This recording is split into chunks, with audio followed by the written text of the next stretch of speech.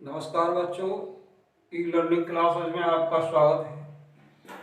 मैं ब्रजेश्वर प्रसाद उपाध्याय, श्री दान government college आलखेड़ा Agra से। कक्षा 12 रसायन विज्ञान का दूसरा जो भाग है उसमें हमें पहला चैप्टर है या अध्याय 10 हेलो एल्केन तथा हेलो एरिन पढ़ाने जा रहा हूँ। सबसे पहले मैं बात करूंगा हेलो एल्कीन के बारे में। हेलो एल्कीन किसे कहते हैं? हाइड्रोकार्बन के वे हेलोजन व्युत्पन्न जो एलिफैटिक हाइड्रोकार्बन से प्राप्त होते हैं हेलो एल्केन कहलाते हैं। जैसे CH3Cl, इसका नाम है क्लोरोमेथिन। दूसरा उदाहरण C2H5Br ब्रोमोएथिन, ये आते हैं उसमें। दूसरा टॉपिक है हेलो एरीन।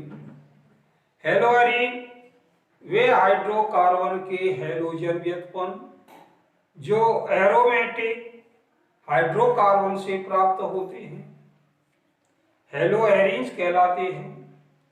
जैसे C6H5Cl क्लोरोबेंजीन, C6H5Br ब्रोमोबेंजीन आदि हेलो एरीन्स के अंतर्गत आते हैं। अब हेलो एल्केन्स के अंतर्गत हमारा प्रथम सदस्य आज बात कर रहे हैं एथिल ब्रोमाइड या ब्रोमोएथिन, जिसका सूत्र है C2H5Br। इसे बनाने की विधियों के बारे में बात करेंगे तो सबसे पहले हम आते हैं एथिलीन के द्वारा ब्रोमोएथिन किस प्रकार बनाते हैं।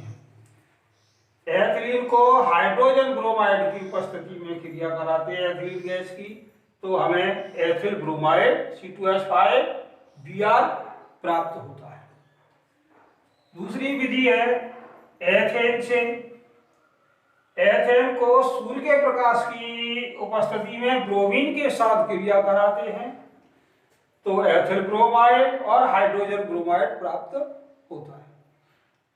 तीसरी विधि आती है प्रयोगशाला विधि।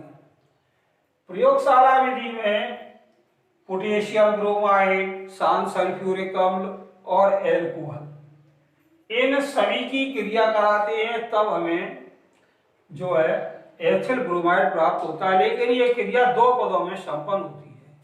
पहले पद में क्या करते हैं, पोटेशियम ब्रोमाइड को शांत सल्फ्यूरिक अम्ल के साथ में क्रिया कराते हैं तो पोटेशियम बाइसल्फेट या पोटेशियम हाइड्रोजन सल्फेट प्राप्त होता है और हाइड्रोजन ब्रोमाइड प्राप्त होता है। ये हाइड्रोजन ब्रोमाइड एथिल एल्कोहल से क्रिया करके एथिल ब्रोमाइड बनाती है और जल प्राप्त होता है। इस प्रकार से ये प्रयोगशाला विधि संपन्न होती है। इसका ये चित्र दिया हुआ है। इसमें एक स्टैंड में हम आसवन फ्लास्क कस लेते हैं।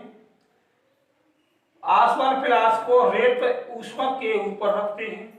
आसवन फ्लास्क में एथिल एल्कोहल, शांत सल्फ्यूरिक अम्ल और पोटेशियम ब्रोमाइड का मिश्रण भर देते हैं। इसमें एक निकास में लगा के जल संलिप्त लगा देते हैं।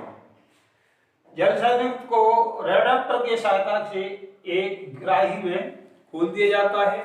ग्राही में नीचे जल ठंडा जल भर देते हैं या बर्फ का पानी। ठंडा जल भरने के बाद इसमें अशुद्ध एथिल ब्रोमाइड प्राप्त हो जाता है। इसे शोधन करके शुद्ध एथिल ब्रोमाइड प्राप्त कर लेते हैं। अब आते हैं एथिल ब्रोमाइड के भौतिक गुण। यह एक रंगहीन तथा मधुर गंध वाला भारी द्रव है।